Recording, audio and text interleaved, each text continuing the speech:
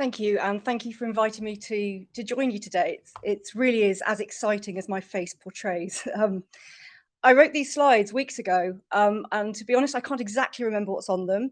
Things have changed so much in the last couple of weeks, and I think that speaks to the ripples of change that this conference actually embodies. This is not static. This isn't a one-hit wonder. Things are always changing and evolving. And that's true to the conference. It's also true to the fact that I might not know what I'm about to say. So I'm Catherine Dakin. As it says there, I am a psychiatrist. I'm in a Tier 4 CAMS setting in the Essex Partnership University Trust. I'm based in Colchester. I'm also the Trust's quality governance lead. So it is my business to think about audit, assurance, governance, improvement throughout the way. And this definitely includes our autism strategy as a trust. Prior to becoming a doctor, which was something of a midlife crisis, I was an academic and a lecturer at St George's University Medical School, teaching on the preclinical education programme for the medics and other allied health professionals.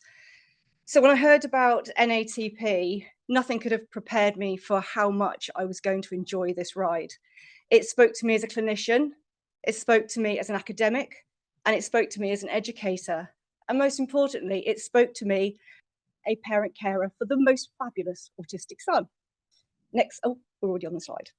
Very, very efficient from Arsha over there. Okay, so this slide, I really wanted to show you that as a person who is always all in, there is so much that was on offer to me from the NAT programme. Not just the incredible 4-day training programme, but what I've been involved with since. And I have truly embraced every opportunity that has been afforded to me.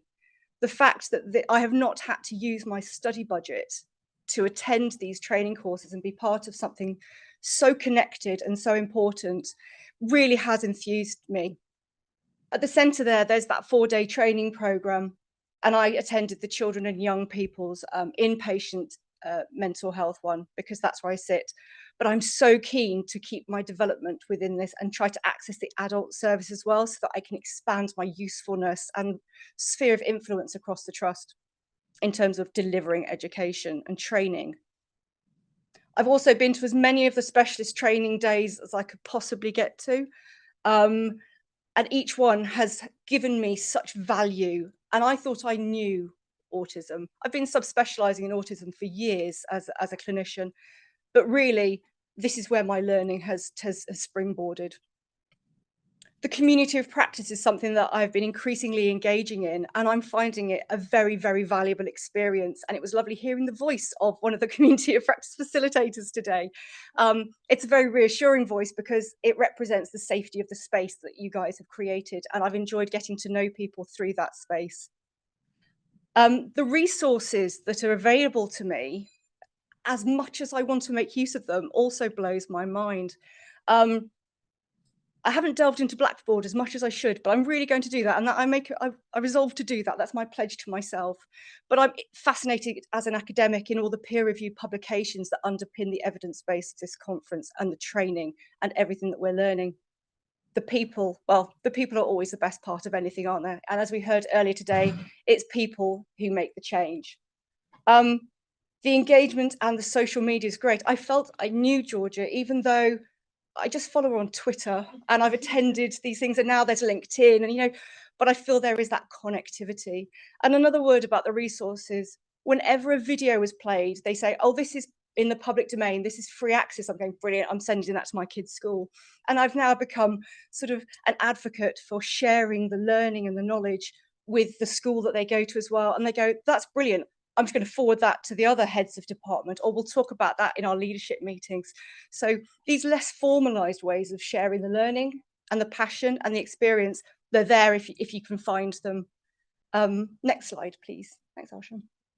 So this doesn't show up particularly well with the light here, but hopefully people online can see it clearly enough. One very important thing I've learned from the training course is the use of Mentimeter. There's all this technology out there. I had no idea, so I thought, you know what, I'm going to model the practice that I'm trying to embody in others, and I'll delve into a Menti. Now, I didn't have a group of people to give me words to form this cloud, so over a period of time, I wrote down words when I thought about the training programme, what the community of practice meant to me. And then once I'd done that over a period of time, I opened a Mentimeter and I wrote in every single word. As I'm sure you know, the more often a word appears in the submission for the word cloud creation, the bigger the font. So I just wanted to draw your attention to the word that I had unconsciously said more often than anything else, and that was inclusive. That's it. That's its large and centre. And I think inclusive is a really key word for the community of practice, a place where we stand side by side with professionals across different services, different roles, different outdated perceived hierarchies or whatever of other things that go on in the politics of our working lives. But most importantly, the inclusivity that means that we can work alongside experts by experience from whom the greatest and richest learning can be had. Other words, just to point them out, accessibility. I mean, I am not a stranger to my own neurodivergence, although undiagnosed, but I have to say that the accessibility of the community of practice really spoke to me. Also, the preparation for this conference and the information communicated never made me realise how much accessibility is valuable to me. The extent that people have gone to show us the pictures of where we're going, the timings, the safe spaces that we can access. It really does show that everything has been thought out in a 360 way. I feel validated. I feel that my efforts and thoughts and worries and anger at the system, the society, the services, I'm valid in thinking those things because they're not right.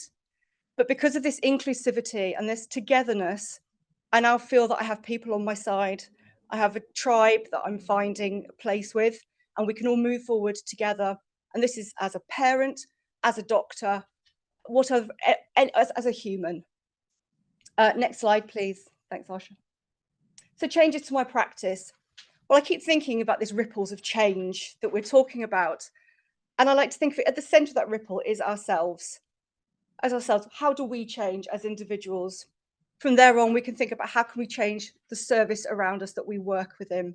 And then beyond that, the larger ripple of the organisation, the corporate world, or the society as a greater thing. So we've got these ripples of change as humans and as greater organisational entities.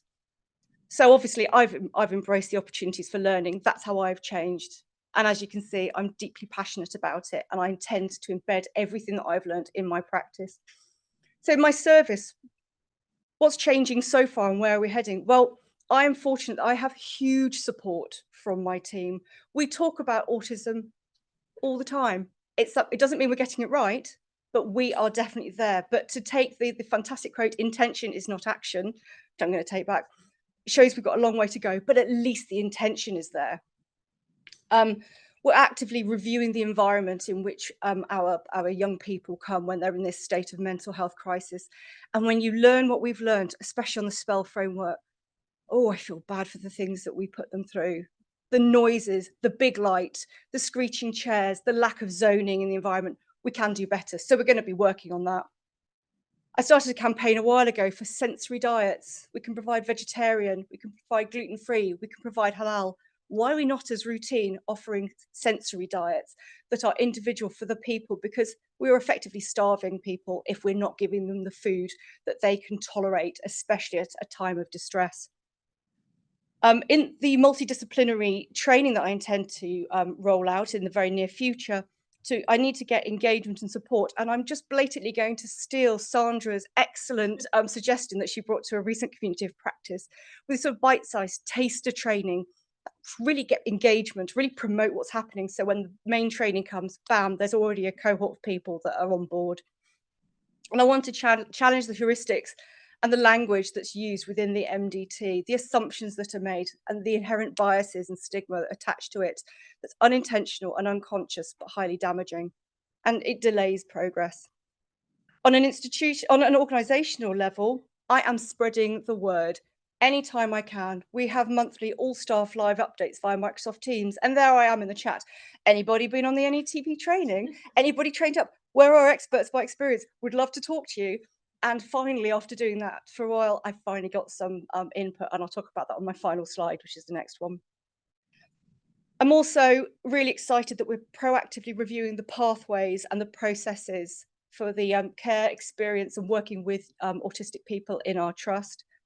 And I did have a question mark at the start after this one, the new autism lead role in our trust. We can now remove that question mark, and I can confirm that we now have created an autism lead within our trust. So recruitment is ongoing at the moment, and what an exciting opportunity that is to shape a trust that is keen to do better.